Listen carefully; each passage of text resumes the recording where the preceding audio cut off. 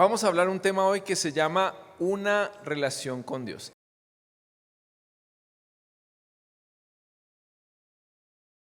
Y vamos a leer este texto, Génesis 13, versículo 3 al 4. Dice, me acompaña, dice, desde el Negev, bueno, así tiene la nueva versión internacional. Otras versiones dicen Negev sin la tilde, pero Negev, aquí está. Abraham regresó por etapas hasta, ¿dónde? Betel. Es decir, hasta el lugar donde había acampado al principio entre Betel y Ai. En ese lugar había erigido antes un altar y allí, ¿qué dice? Invocó a Abraham el nombre del Señor. Este texto es el último que vamos a hablar el día de hoy. Entonces es el final de la historia. Antes le voy a contar algunas otras cosas.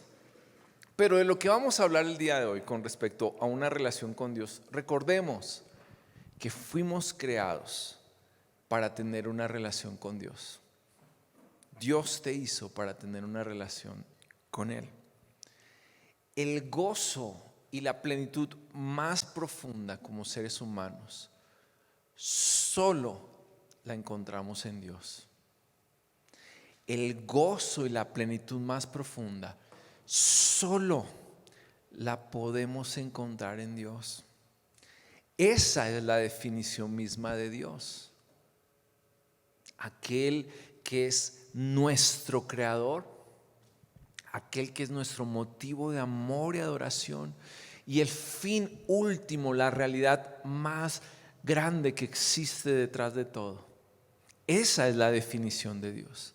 Cuando algo más me satisface, cuando busco algo más que me llene o me define, eso se llama un ídolo, como los que levantaban adorando en Israel, como las imágenes que cargan en procesiones por las calles. Un ídolo, porque el Dios verdadero es verdadera satisfacción, eternidad y belleza. Cualquier otra cosa que no sea Dios y que lo coloquemos como un fin último será un ídolo. Y volviendo al tema, tener una relación con Dios, quiero decirte tres cosas. Requiere atención para no desviarnos, lo segundo, y lo tercero, y regresar continuamente a Él. Nuestra relación con Dios requiere atención. Di atención. No se escuchó. Di atención. Atención. Yo tengo un cactus. ¿Puedes poner el cactus? Tengo. No es un cactus muy grande, está en una, ¿cómo se llama eso? No, pero es que eso se llama un terrario. Sí, cuando tiene peces se llama acuario, pero cuando tiene tierra se llama terrario, es un terrario y es el único sobreviviente. Pero este cactus ya tiene como unos 9 años. Y ha crecido. Antes solamente era una patica, ahora tiene muchas paticas. Yo le echo una buena cantidad de agua cada lunes. Según las recomendaciones, le echo un poquito en la tierra y la mayoría se la echo encima. Cada lunes, cada 8 días. A veces le echo cada 15 días porque a veces también es bueno que los cactus. No, porque se pueden pudrir por la cantidad de agua. O sea, ellos requieren un ambiente normalmente seco y cuando les llega agua, mucha agua.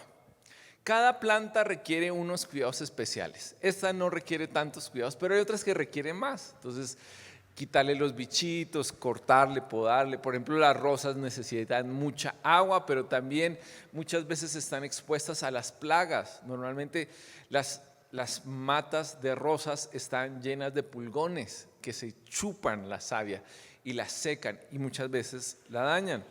Nosotros, así también como se cultiva una mata, necesitamos cultivar nuestra relación con Dios. Quiero leer este texto. Ahora vamos al principio de la historia, Génesis 12, 7 al 8. Habíamos terminado la última vez que hablamos de Abraham, que Abraham llegó a Siquem. Y aquí continúa este versículo. Allí el Señor se le apareció a Abraham. Imagínense que Dios se le aparezca a usted. El Señor se le apareció a Abraham y le dijo: yo le daré esta tierra a tu descendencia. ¿Te acuerdas que habíamos hablado que Dios le dijo a Abraham, sal de tu tierra y ve a la tierra que te mostraré? Él salió en la dirección, pero él no sabía cuál era. Cuando él llegó a esa tierra, Dios le dijo, esta es la tierra que le daré a tus descendientes. O sea, ni siquiera, nunca iba a poseer nada realmente en esa tierra, iba a comprar una parcela luego para enterrar a su esposa, pero no iba a tener nada significativo. Y dice, entonces Abraham, ¿qué dice?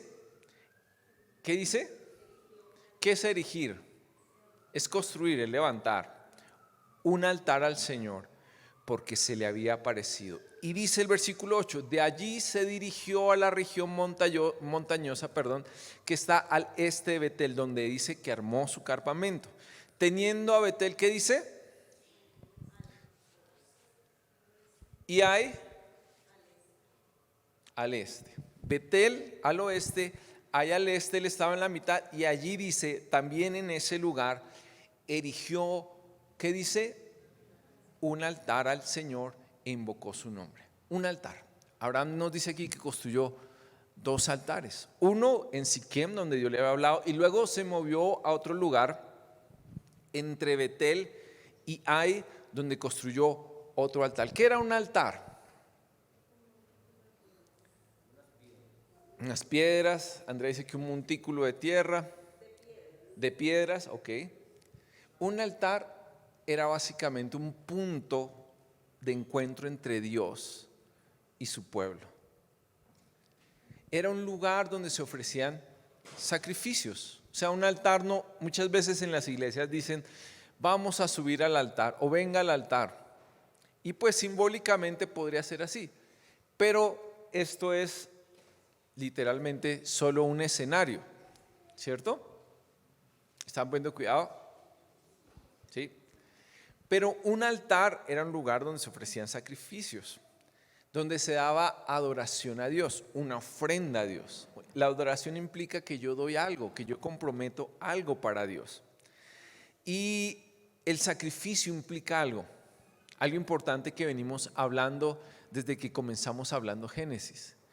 El sacrificio implica la muerte de una víctima inocente en lugar del que ofrecía el sacrificio. El sacrificio implica algo, un significado importante para nosotros, chicos. El sacrificio implica que nosotros no merecemos acercarnos a Dios. ¿Me está usted poniendo cuidado? No merecemos acercarnos a Dios. Yo no merezco acercarme a Dios, y por eso se ofrece un sacrificio, una víctima que muere en mi lugar, que muere por mí. La muerte de una víctima inocente en nuestro lugar. Eso implica el sacrificio. Entonces, cuando Abraham levantó esos altares, él entendía, yo no merezco acercarme a Dios. Esta víctima que yo ofrezco en estos altares como adoración a Dios muere en mi lugar. Es lo que yo merezco. Y eso apunta a Jesucristo directamente. Dice 1 de Pedro capítulo 3 versículo 18, dice, porque Cristo murió por los pecados una vez por todas, el justo por los injustos, a fin de llevarlos a ustedes a Dios. Él sufrió la muerte en su cuerpo, pero el Espíritu hizo que volviera a la vida. Allí nos dice que Cristo murió por nosotros, ¿cierto? Él fue el sacrificio para reconciliarnos con Dios. Estamos hablando del altar, un lugar donde se encuentra con Dios y un reconocimiento de que no merecemos acercarnos a Él. ¿Por qué nuestra relación con Dios requiere atención? Hay una razón fundamental, porque es una relación.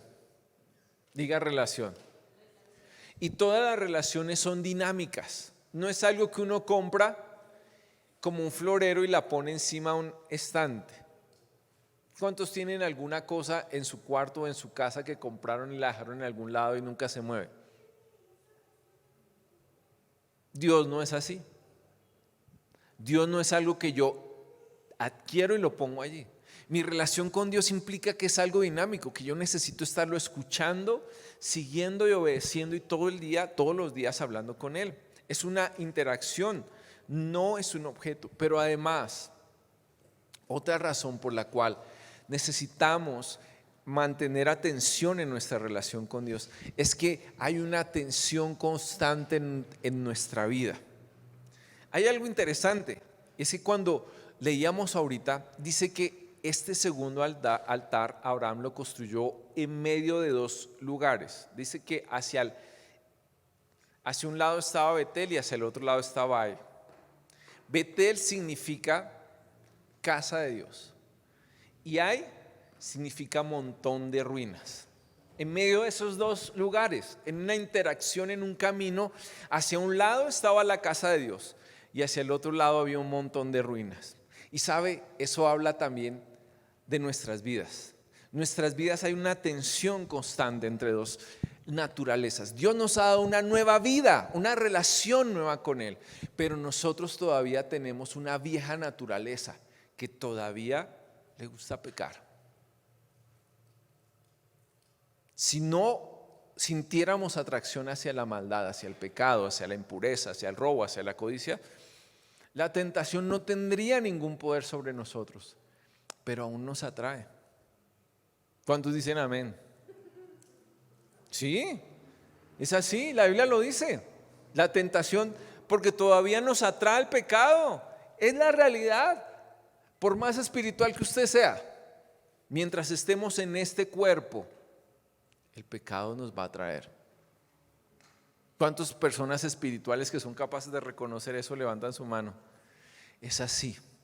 Mientras estemos en este cuerpo hay esa tensión, hay una lucha, pero nuestra relación con Dios se trata de centrarnos en Dios, en ir a la casa de Dios, en ofrecer ese sacrificio allí. En medio de esa tensión, yo me acerco a Dios, yo me ofrezco a Él.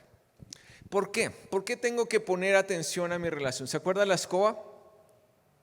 Al balancear la escoba se necesitaba estar pendiente de la punta de la escoba. Si yo me pongo a mirar la mano, no voy a alcanzar a ver los movimientos de la punta de la escoba. Y puede que ya esté muy desviada la escoba y la corrección que intenté hacer sea insuficiente. Se necesita estar pendiente de la punta, de su movimiento. Así, para no desviarnos, necesitamos estar pendientes de nuestra propia vida, para no alejarnos. Nuestra relación con Dios es dinámica, todos los días es diferente. Hay días que podemos sentirnos muy cerca de Dios, otros días no. Algunos días nos sentimos en el cielo, la presencia de Dios, el gozo, y pensamos, sí me voy a sentir toda mi vida, yo voy a cambiar el mundo. Y al día siguiente sentimos que nos vamos a ir al infierno porque Dios está lejos. Hay una constante lucha. Para no desviarnos tenemos que poner nuestra mirada en el Señor. Dice 2 Corintios 13:5. ¿Dice qué? Ayúdeme. ¿No lo han puesto? Sí. ¿Qué dice? Examínense para ver si qué, si están en la fe. Pablo le está escribiendo esto a cristianos, no le está escribiendo a inconversos. Le dice, examínense para ver si están en la fe. Dice, pruébense a sí mismos. ¿No se dan cuenta de que Cristo Jesús está en ustedes? A menos que fracasen en la prueba. ¿En cuántos vive Jesús? De los que estamos aquí, levante su mano. ¿En cuántos vive Jesús aquí? Si Jesús vive en ti, qué bueno. Si tú no lo sientes, hay que probar. Hay que probar. Hay veces que nos sentimos, hay veces que permitimos que las mentiras del diablo nos definan. Tú no eres hijo de Dios, tú no sientes nada, tú vas a la iglesia porque te toca, ser cristiano es aburrido, Dios no existe. Y uno, ay sí, Dios no existe, me siento mal, mi vida es miserable.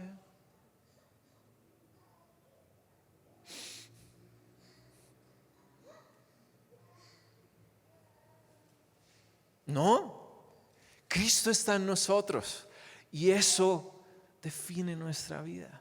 Y por eso necesitamos tener cuidado con esa relación con el Señor, para volver a Él. Y quiero decirte una frase, esta es la mitad de la frase, ahorita te digo la otra mitad.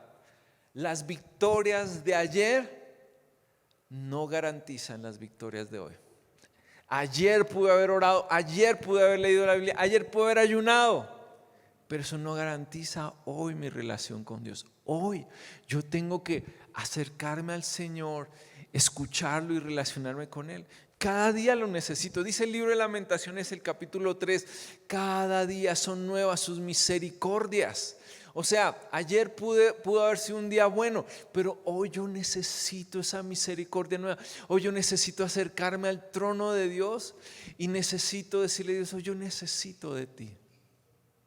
Ayer pude haber predicado a 1000 personas, ayer pude haber escrito 1000 libros. Hoy te necesito a ti.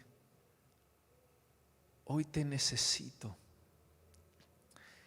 Dice Génesis 12:10, dice, en ese entonces hubo tanta hambre en aquella región que Abraham se fue a vivir a Egipto. Y los siguientes versículos, terminando el capítulo 12, no dice nada que Abraham volvió a construir altares, ni que le haya preguntado a Dios, ni que le consultó a Dios, ni que Dios se le apareció. Egipto normalmente en la Biblia es un lugar de esclavitud y de pecado. Y normalmente ir a Egipto significa o simboliza ir y someterse al pecado y vivir en esclavitud, normalmente.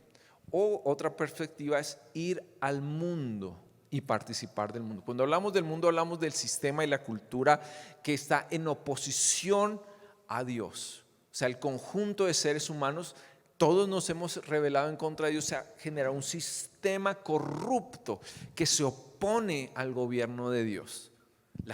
La ciencia, la llamada ciencia, la ciencia pura y el conocimiento no tienen ningún problema, pero los científicos ateos se oponen a Dios y ponen su filosofía científica, que es simplemente una forma de pensamiento humano, en contra de Dios. La ciencia no ha demostrado que Dios no existe. No puedo hacerlo, porque la ciencia solamente habla de causas y efectos naturales. No puede decir nada al respecto de Dios.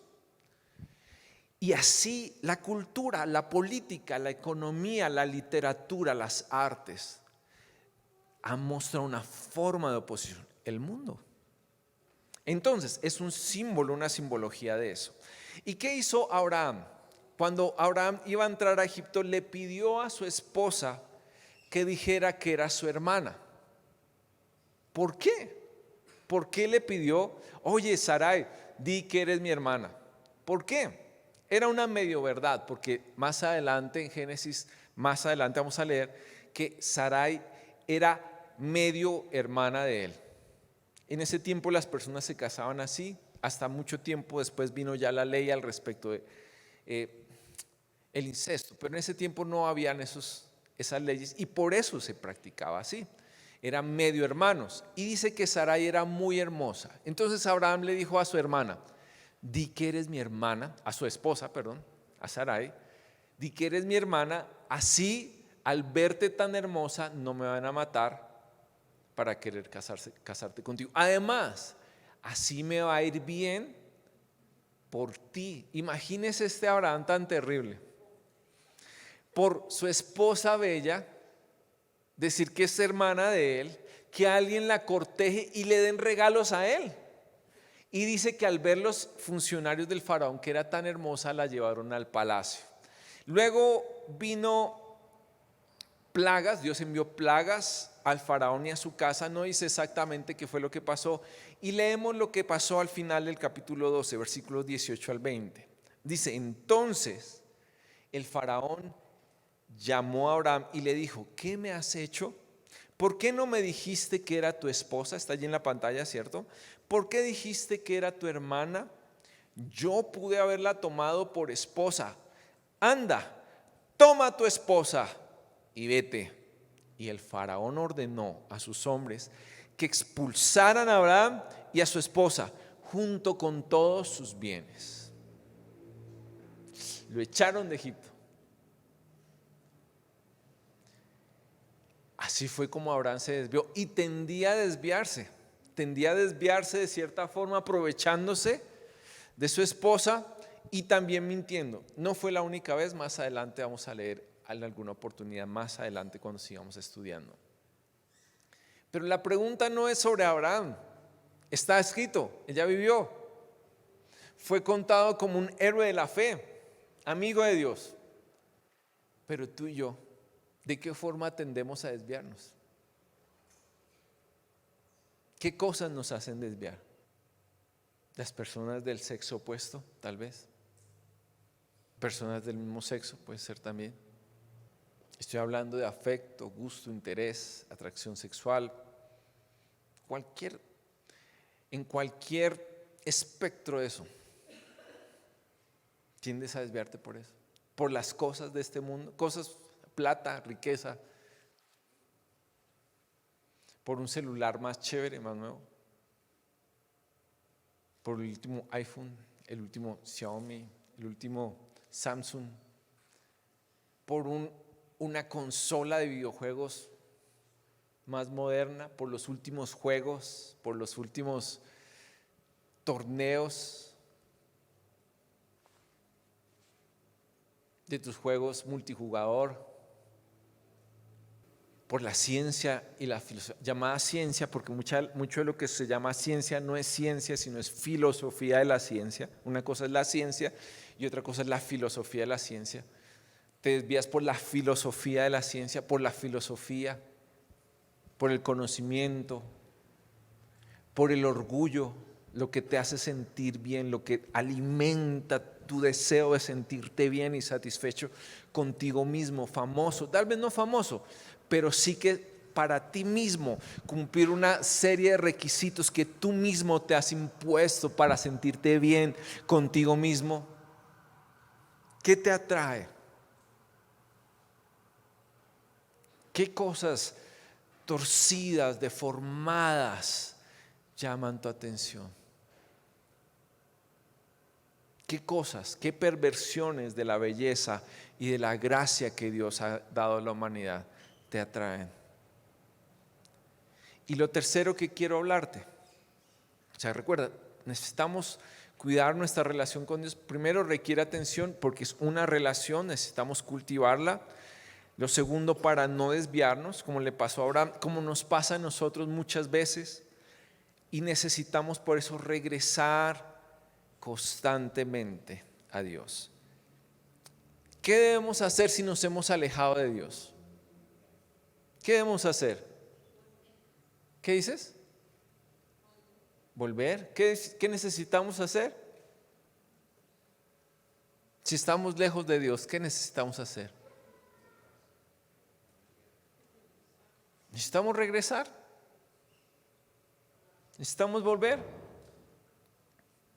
Dice en el libro de Santiago, el capítulo 4, dice: acérquense a Dios y Él se acercará a ustedes. Dice: pecadores, límpiense las manos, y ustedes los inconstantes purifiquen su corazón. Dice: reconozcan sus miserias, lloren y lamentense, que su alegría se convierta en tristeza y su risa en llanto. Regresar. Dice Génesis 13, 3 al 4. Es el texto que leíamos al principio. Desde el Negev, Abraham regresó por etapas hasta Betel, es decir, hasta el lugar donde había acampado. ¿Qué dice? Al principio, ¿entre qué? Betel y Ai. Y en ese lugar, dice, había erigido antes un altar, el altar que habíamos hablado hace un momento, y allí invocó a Abraham el nombre del Señor. ¿Qué necesitamos hacer si hemos perdido el camino? Regresar. ¿Qué necesitamos hacer si estamos con hambre y harapientos? Regresar. ¿Qué necesitamos hacer si hemos tenido ídolos, si hemos ido tras un camino malo? ¿Qué necesitamos hacer? Volver. Dice Dios le habla al pueblo de Israel, no estoy seguro en cuál de estos libros, si es en Jeremías o en Ezequiel. Le dice, ¿qué pasa cuando alguien se cae? Se levanta. Y le dice al pueblo de Israel, pero usted no se levanta muchas veces. ¿Por qué? Lo que necesitamos hacer es volver al Señor. Recuerde, esto se trata de una relación. No regresamos a unos ritos, a unos hábitos.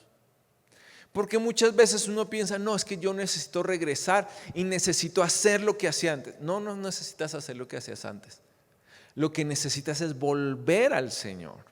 Porque muchas veces nosotros pensamos que todo lo bueno y toda la diferencia es algo que nosotros hacemos como algo aprendido. No es cierto. Toda la diferencia,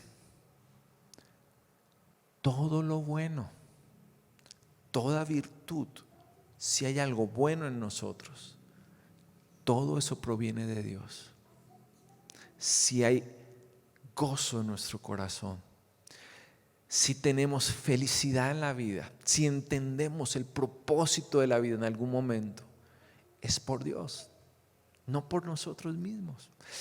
Él es esa felicidad, Él es ese gozo, Él es esa eternidad y esa necesidad que anhela nuestra alma. Si yo estoy lejos de Él y mi vida está hecha un desorden, yo necesito regresar a Él. Él es el que trae el orden, Él es la paz, Él es el gozo, Él es la transformación, Él es la luz. No es algo que yo tengo, no es un trofeo que yo gano y pongo encima. Bueno, antes se ponía encima del televisor, ahora ya no se puede, al lado del televisor. No les digo encima de la chimenea porque ¿quién tiene aquí una chimenea? Bueno, gloria a Dios por Andrea, la chimenea de Andrea. Todos tendríamos que poner el trofeo en la chimenea de Andrea. No es un trofeo que colocamos en un estante. Estamos hablando de una relación. Yo necesito acercarme a Dios. ¿Qué pasa cuando hay dos personas que están lejos y comienzan a hablar? Hola, ¿cómo estás? ¿Bien? Bien. Bueno, y el clima chévere. ¿Llovió, cierto? Sí. Bueno, ¿y qué anda haciendo? No, pues estaba por aquí por la iglesia. Que bien, yo también. Y no, pues quería aquí hablar contigo. Sí. Yo también hace mucho tiempo.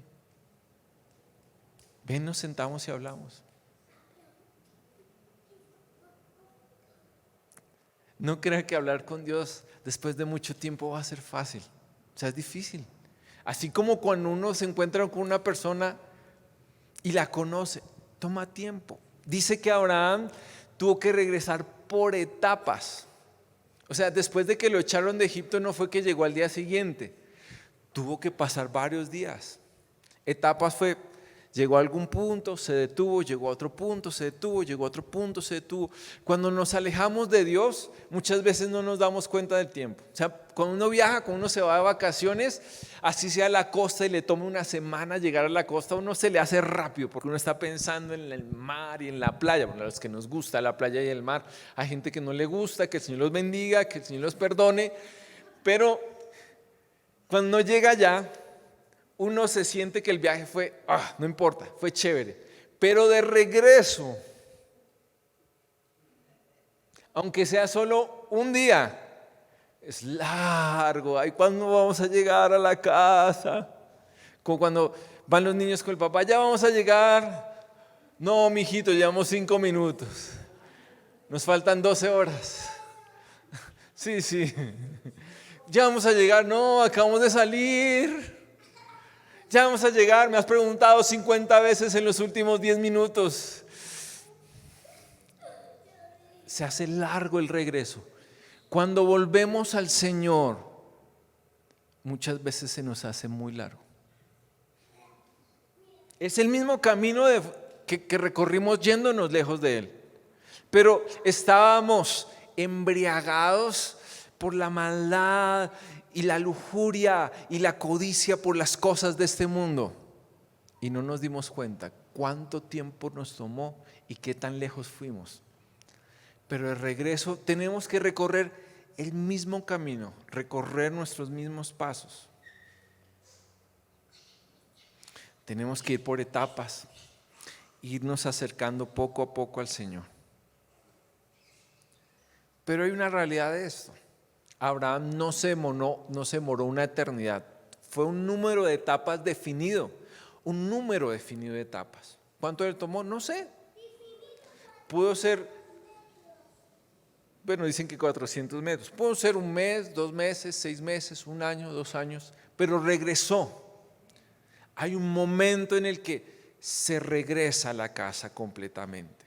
Pero tuvo que tomar pasos. Y yo debo decirte esto, el fracaso en nuestras vidas cristianas no es definitivo. Esta es la segunda mitad de la frase. El fracaso de hoy no es definitivo. Dios lo puede redimir. Dios lo puede redimir. Dice 1 de Juan 1:9.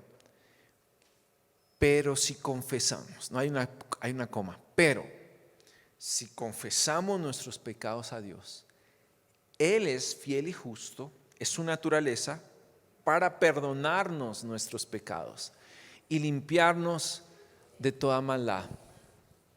¿Qué dice la Biblia? Dios es fiel y justo.